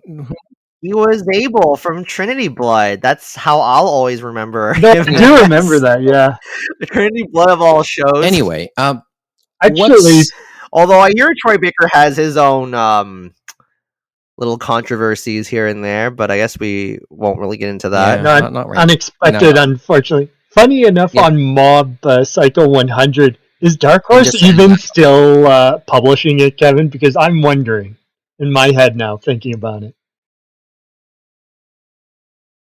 Do you What? think Dark Horse is still publishing Mob Psycho 100? Yeah, because it actually sells well for Wow. them. It's like, you never know, right? It's like, I never know. It actually sells well. That's why it's still coming out. Okay. They would have canceled that shit at Volume 3 if it wasn't doing well. Okay, and that's where we stand. Oh, one last thing, and just to switch topics for the last time. I think the last time. I did mention last episode the Disney Plus Day. 1 month for $2. So what is on Disney Plus, Mike? We want to know. Nothing I was looking for. Nothing that I was looking for. There's plenty. So of stuff. we had talked about those Japanese live action. One of them was the deal they made with Nippon TV, right? And you found out something surprising, I guess, or unsurprising. Well, maybe not surprising if you want to look. If anyone else was in the know, yeah, because I took out the $2, two of my hard-earned dollars to hopefully maybe get some time to watch the live action Kendachi that had recently come out over the summer, but it's not there. Apparently, it's not in this region. This region being Canada, of course.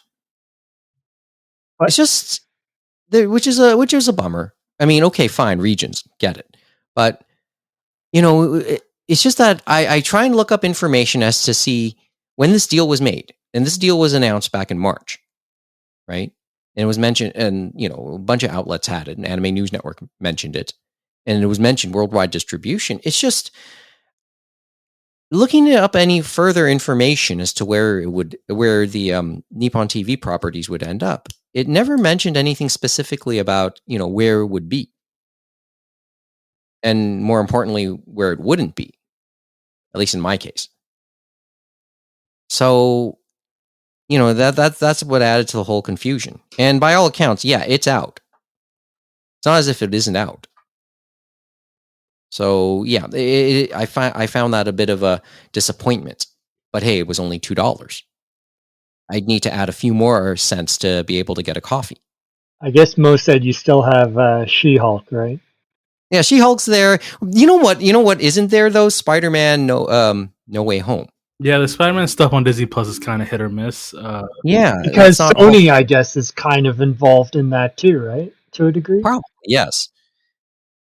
But your mileage does vary on the stuff you're looking for. But that doesn't mean I don't regret doing this, because maybe at least I learned a little bit, and I learned maybe if I'm to spend any extra streaming dollars, where not to spend it when the time comes. And It may actually end up on HiDive, strange enough, depending on what happens in the next couple months. It could end up on Amazon too. Maybe there's some stuff on the old, some anime stuff that's still there that's nowhere else. I wouldn't mind rewatching Great Passage, to be quite honest with you. there's still, I think, some of the stuff Or from you- Noitamina, as we said, Banana and Fish and Inuyashiki and Wodokoi. and of course the Eva rebuild movies, right?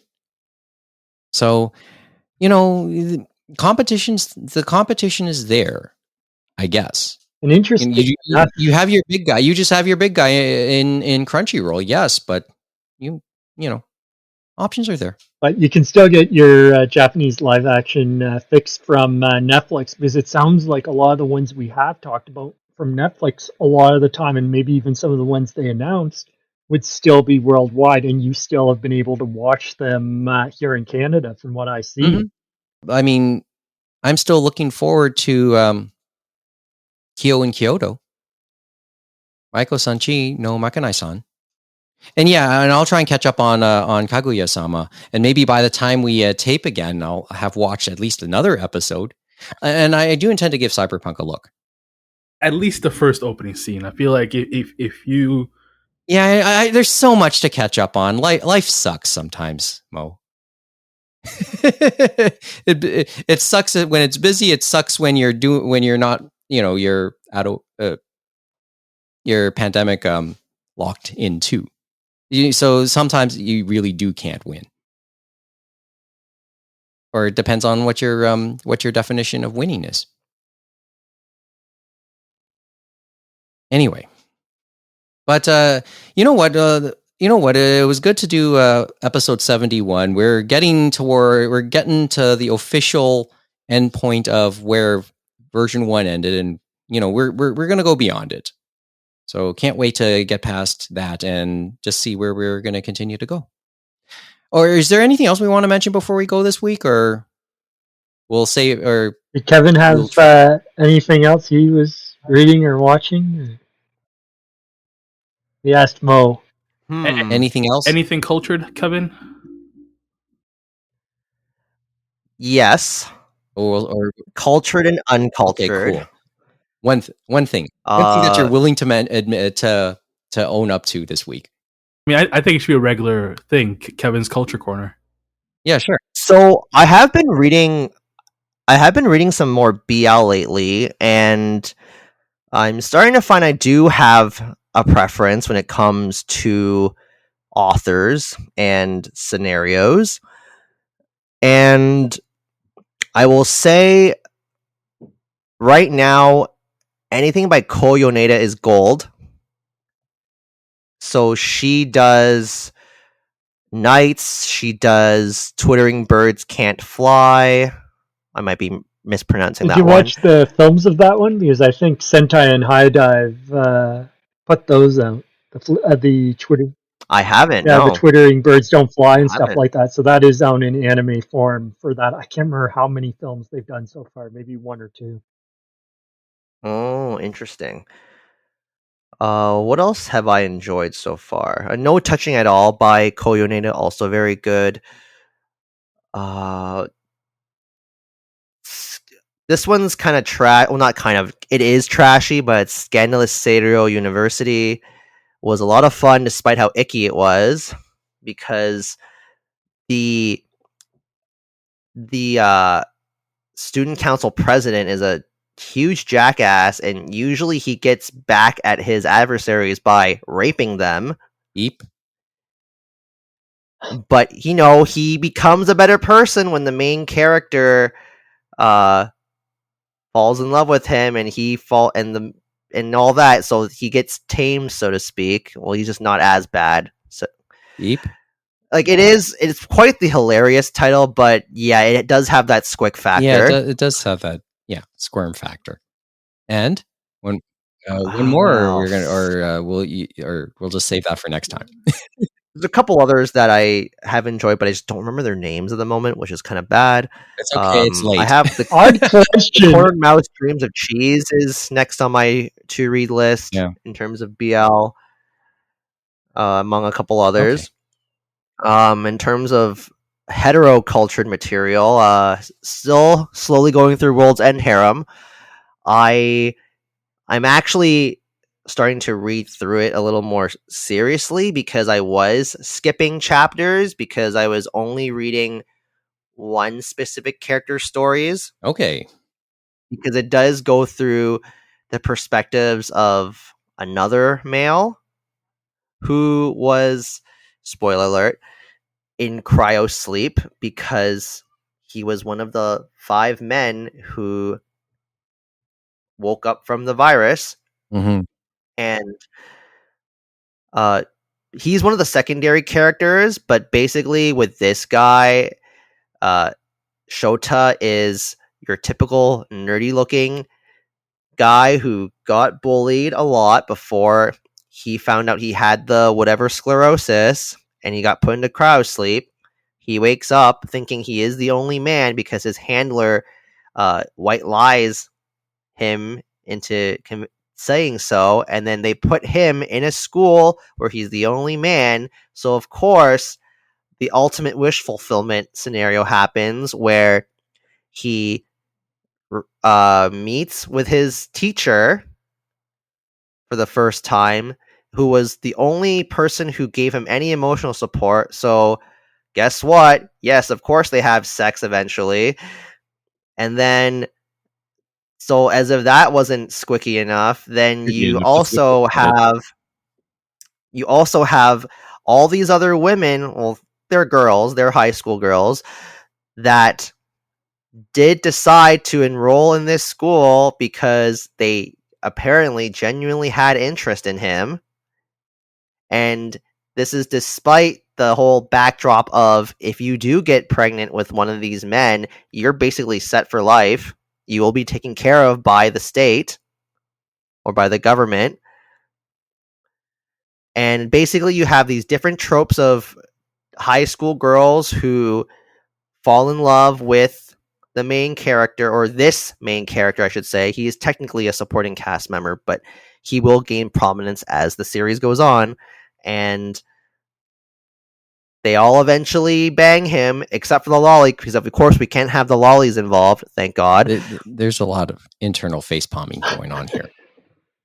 You know. And yeah, this series is trash, but it's like one of those serious like 20-car train wrecks where you really just can't look away. I was about to say NASCAR, but okay. Remember, Ghost Ship is what Ghost Ship is, you know? Exactly. And it is male wish fulfillment, the anime or the manga. Wow. Stereotypical male wish fulfillment, I should say, because of course not every guy would think this. Bring it along next time, and then I just want to thumb through it. Just to look at, just to get an idea. But I feel like most of Ghost Ship, they do tastefully censor a lot of stuff too, actually. Yeah. Anyway, thinking most of Ghost Ship gets a lot of that Shugaku-kan and Shueisha stuff that Viz never wants to even touch, as we say. Well, right? that's the way that's the way our fandom and our mediums go. It's across the board. Interesting on the yaoi part, Kevin. Is that more digital or physical? The stuff you read. Physical. Okay, so they're still getting some amount. I guess it's just a matter of where you have to find it, depending on the publisher, because some of them are smaller. Oh no, BL's not hard to find, assuming it's in print. Well, I was thinking of the rights stuff and things like that, right? Where they took off all the adult content and things like that. On the topic of on the topic of another world that Sony rules in the fandom. So yeah, BL's readily available in Indigo, so it's really not that hard to find. Yeah, assuming it's not chronically out of stock, like some of the Sublime titles right now, or something that's or the stuff on the hetero side from Faku, which is under Dempa, which is always fun to see. That's all you need to know. But Anyway, I can give you something more family friendly, Mike, because I told you about it. It's like I've been one working more. working my way through Splatoon 3, got the single player and all that stuff done, was playing through the Splatfest, but all I can say is that game is still a phenomenon in Japan because they talked about the first 3 days of sales in Japan for Splatoon 3, and it is probably now it is officially now the most popular series in terms of sales for the first 3 days of a franchise in Japanese video game history. So, first 3 days for Splatoon 3 sold 3.45 million copies for both physical and digital. And that's kind of nuts on a few levels. The last one actually was the Animal Crossing Switch game, which kind of took everyone by storm because of the pandemic, and that was the last one. And before that, it was all RPGs like Pokemon Black and White and some Final Fantasy titles and Dragon Quest and things like that. But it definitely, they've talked about the popularity and that idea that some Japanese have said is the fun to time ratio, as they said, and the fact that it's easier to understand compared to other games like maybe Fortnite with the build system in there, or even Apex Legends and stuff like that. Like they get it. They say, "Hey, I like the movement. I know how to refill. I'm going into the ink as a squid, and then I know I'm just inking turf for turf war, or I'm getting the Rainmaker. I'm taking it from A to B, or I'm on tower control. I have to get on the tower and make it go along its way, and things like that." But and obviously other things like the idols, the music, and things like that. And they've definitely went. We remember how we said how they try to hit all the areas, right? Whether it's video games, manga, anime, and things like that. They've merged it out, and they also have the manga still going. I think Viz is publishing that translate. So that's something to behold, to say the least, even though some people are like, it's just the same game as the last game. But we could say that about all the EA sports games, or we could say about all the Call of Duty games that come out every single year compared to this game, which there was a 5 year in between interval of. yeah. Well, and remember, I'm still talking like a dragon. I am just hoping before the next episode, and that could be a lot, whether it's 1 or 2 weeks away or 3, that I have at least one new thing watched or played, even just a little bit, that I can say I have done. Oh, I forgot to mention. So in terms of normal, air quotes, normal stuff, I did read Gate 7. Oh, there you go. And it's just kind of sad how it feels as if Clamp can't finish a series to save their life. Because wow. Yeah, Gate 7's pretty entertaining. Especially because having played so much like Dynasty Warriors and Samurai Warriors and all that stuff. Well, in this case, it's more like the Shinsengumi and like, old Japan, like the feuding warring states of Japan era. So it's more like Samurai Warriors when it comes to the Koei Tecmo games. But, I was like, yeah, I know these characters. So it's kind of cool to like envision them in the Clamp lens. And the action scenes are pretty cool because Clamp does draw some good action scenes when they want to do that. But yeah, it's in hiatus land because they're doing Clear Card right now.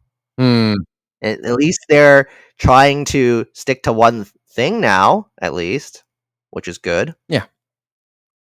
But I'm just like, man, like, come on, Clamp. Like, when are you going to continue this? Like, when they feel like it. I think they're one of those who probably can chart their own course. I think they're on their own schedule, truth right? be told, I really didn't feel like we needed more Card Captor Sakura. As much as I do like Card Captor Sakura, but I just rather them just finish. Isn't it in a way its own universe because you have XX Holic, Tsubasa, and Card Captors kind of in their own universe in a way? Or am I reading that wrong? Well, huge spoiler alert for Tsubasa. Oh, wait. Okay, cool. Tsubasa is technically part of the Cardcaptor Sakura universe. Cool. Okay. Not going to elaborate on that. And I'll go into the vault sometime. Yeah. And then with Holic is pretty good. Ending, depends on who you talk to in terms of whether or not people like the ending. Because truth be told, I only treat Holic Ray like bonus material because that's also on hiatus right now. Okay. And then they, resumed Legal Drug is Drug and Drop, and that's on hiatus now. And finally. And What's X? I don't know what that is. Okay. That's never coming back. You'd think. Mo? It's not. Prove me wrong, Clamp. Mo, last thought. You have a last thought. No, I think, Clamp's doing that stuff with Netflix, right? So they seem a little preoccupied at the moment. Wait, they're doing what? What's the Grimm's Netflix? Fairy Tales with Netflix. I think Studio Wit's doing it with them. Oh, really? Oh, they're doing character designs or something? Story work, I think. Interesting. So it's kind of like Code Geass. Well, Code Geass was mostly character design. And I think there was the one anime they were getting off the ground. Remember that tracing scandal kind of got them kiboshed to a degree? I forget which one that was. Was that Tokyo Babylon or Tokyo Babylon? Yeah, I thought so. It was Tokyo Babylon. Oh. Which is a shame because that's one of their better manga. Mm-hmm. Oh, there you go. Because, Clamp's pretty hit and miss, to be honest. That's a fair statement, I guess. All right. Anyway, there's our plates, full ones that is, and I know Amy just texted. Continuous podcast, yeah. Amy just texted as we were just about to complete, but that's what was on our radar for the week. So that's all we have. I think that's all we have for tonight, anyway. So once again, if you want to contact us, animeroundtable@gmail.com, at animeroundtable, animeroundtable.com. We'll continue this conversation for sure next time. Maybe, and maybe we can continue that conversation also on Twitch, twitch.tv/animeroundtable. So I'm starting to laugh as I say that. And YouTube, maybe we'll add a few items there. As for the podcast side, please leave us a review if you can. Apple Podcasts, Google Podcasts, Stitcher, Spotify, etc. Because, we're hoping for reviews and even more so, good reviews. So the algorithm can show some love. What type of reviews, Kevin? Good ones. Well, any really, but preferably good ones. How many stars? Like 4 or 5 star ones. Or email us. Yeah, we'd like to know your... That's always nice too. Yeah, it always is. Not all the kids texted. Yes. Or sent us a TikTok. Wait, so we haven't received a new email since this has been rebooted, to my recollection, right? Oh, you mean for the show? Maybe yeah. One or two. Okay, let me look at the archive, okay? Oh my god, you haven't even checked. No, I don't check, because I don't really check. Wow, why even give out the email if you're not going to check? It's more like I check it once or twice a week. Okay. Mo, you got to Nice send him an save. email for the next time. You're Yeah, not with thanks. us so that you can let us know how we did and see Yeah. what happens. We've long met our Quota for September. So hopefully next week we can start to get in the October stuff. We'll try and do a couple of things, maybe at least 2 things in October. Maybe we can go bi-weekly again at the very least. But in any event, please give us a subscribe, like, or follow on any of the platforms we're on so you can be notified whenever we do put up something new. And if you have a Spotify account, please check out our Anime Roundtable playlist for a list of music based on things that we've mentioned on this podcast. The theme song is entitled Fubuki Snowstorm by Piko Misaki, which is the title track of her current album. You can check out more of her music at picoinfinity.com or on Facebook at Pico Zen Music. So until next time, hopefully 2 weeks from now, thanks for listening. Have a good night from Toronto because it's late enough. And join us again for another edition of the Anime Roundtable.